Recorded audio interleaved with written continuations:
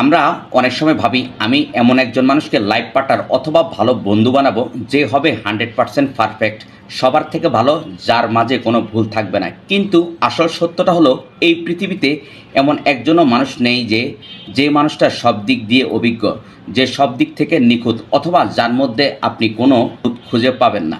কারণ আমরা সবাই মানুষ, সরকার না, বা এমন কোনো ক্রিকেট সুপারস্টার প্লেয়ার না যে ওয়ান ডেতে 100 করব।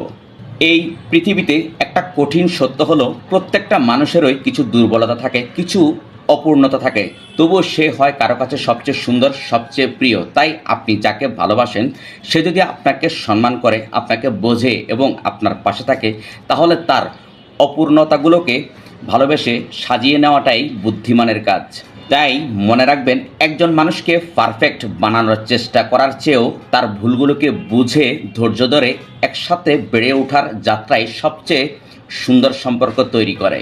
সুতরাং পারফেক্ট মানুষ খুঁজবেন না, এমন কাউকে খুঁজুন যার সাথে আপনার অসম্পূর্ণতাগুলো নিরাপদে জায়গা পায়। Thanks for watching.